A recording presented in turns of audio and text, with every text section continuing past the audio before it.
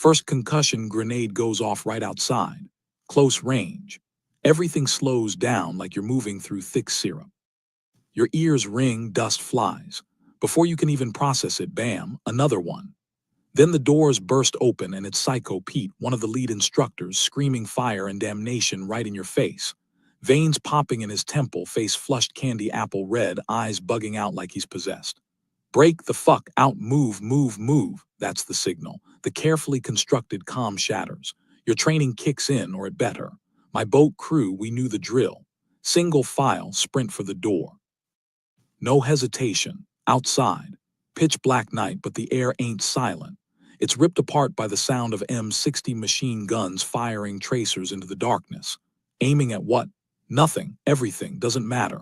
It's about creating the atmosphere of war, of pure, unyielding pressure. Explosions light up the perimeter with orange halos, violent beauty against the black canvas. Your heart isn't beating, it's hammering against your ribs like it wants out. Every instinct screams, hit the dirt. Find cover, but you can't. Movement is life. Standing still is death.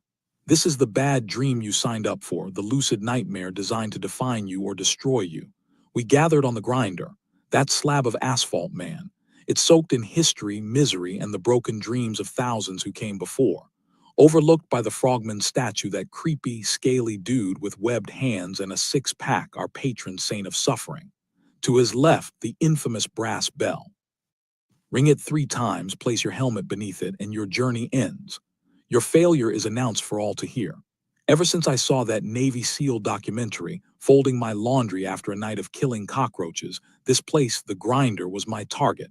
This was where the transformation happened.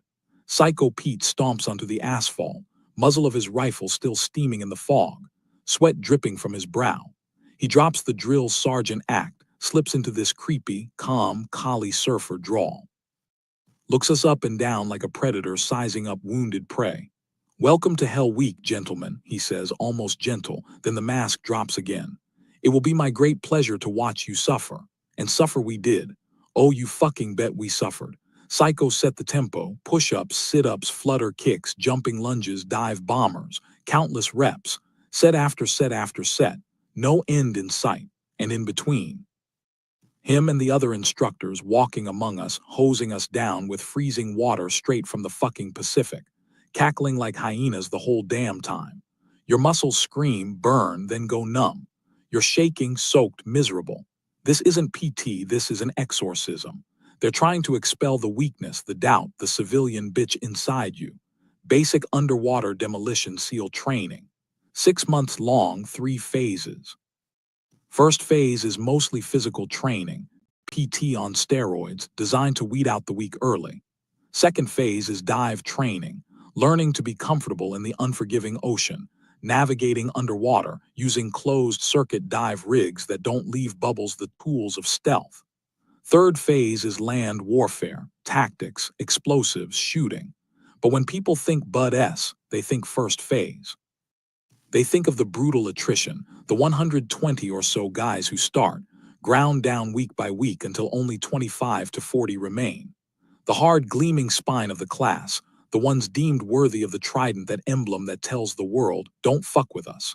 The instructors do it by pushing you beyond perceived limits, challenging your manhood, testing your breaking point against objective standards. Strength, stamina, agility. Climb the rope, crush the obstacle course, run 4 miles on soft sand in under 32 minutes. Seems hard. That's child's play, kid stuff compared to the crucible of first phase, and the absolute heart of that crucible, Hell Week, detonating in just the 3rd week of training, 130 straight hours. Constant motion, constant cold, constant misery. Maybe 4 hours of sleep total if you're lucky. It's medieval. It goes way beyond the physical. Strips you bare, reveals your heart, your character. More than anything, it reveals your mindset. That's the real test. Can your mind stay in the fight when your body is screaming surrender? All this goes down on Coronado Island. Prissy-ass tourist trap right next to the fancy marina. But the grinder, no golden sun can pretty that place up.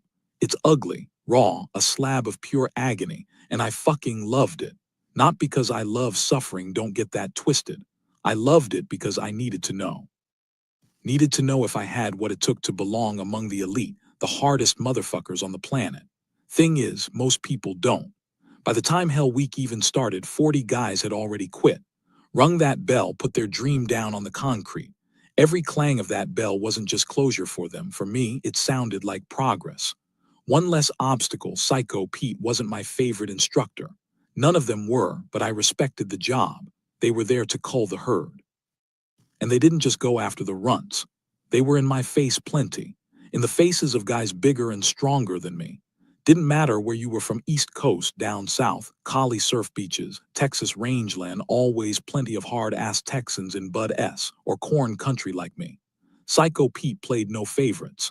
He was a shadow you couldn't shake, always there laughing, screaming, quietly taunting, trying to burrow into your brain, find that crack, that weakness, and break you open. But that first hour of Hell Week breakout, honestly, it was fucking fun. That mad rush, explosions, shouting, shooting, you're not thinking about the 5 days of hell to come. You're riding pure adrenaline, fulfilling a rite of passage, part of a warrior tradition.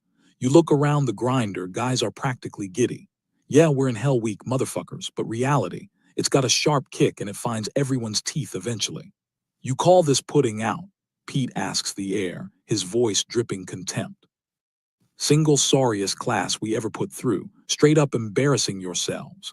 He loved this part, stepping between us, grinding his boot into the puddles of sweat, spit, snot, sometimes blood, thinking he was hard because he was a SEAL, because he survived his own Hell Week. You boys couldn't have held my jock when I went through, he sneered. I kept my head down, hammering out push-ups, but I smiled to myself. Yeah, you were probably hard, sir, but were you a mortal fucking weapon? Sir, I doubt that very fucking much, sir.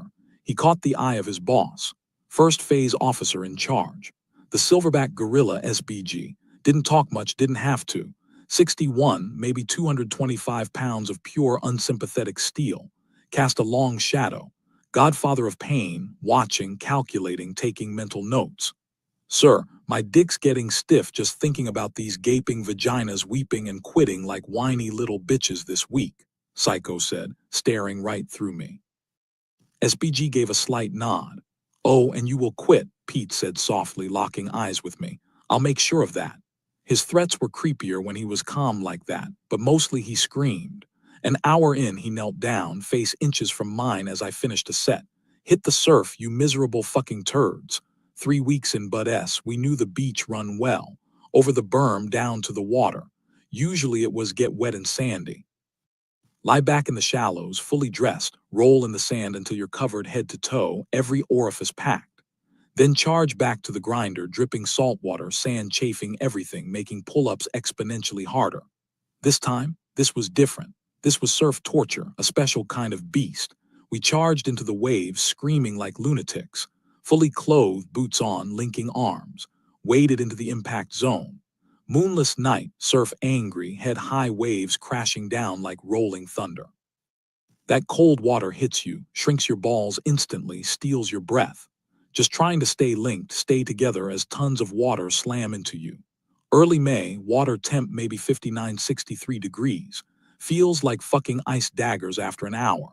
We bobbed like a string of pearls, heads scanning the dark horizon for the next set, praying we'd see it coming in time to duck dive under. The surfers in the crew, they'd call it out, give us that split-second warning. 10 minutes of that feels like an hour. Then Psycho calls us back to land, scrambling out, teeth chattering uncontrollably, muscles seizing up, standing at attention while the doc checks for hypothermia. Then back into the fucking water. Cycle repeats. Sun sets. Temperature plummets. Say goodbye to the sun, gents, SBG says. Makes us wave at it. Symbolic bullshit acknowledging the truth. We were about to freeze our natural asses off for the next 5 days. We huddled in our 6-man boat cruise, nut to butt, trying to share warmth. Futile, bones rattling, guys jackhammering, sniffling, minds splintering, finally grasping this nightmare had only just begun. See, even on the worst days before Hell Week, there's an escape hatch. You know it will end. You'll go home, eat real food, sleep in a bed. Hell Week. No escape. No relief, especially day one.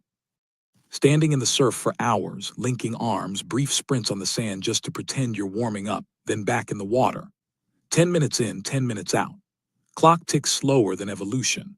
Cold seeps into your marrow, colonizes your soul. Run stop helping.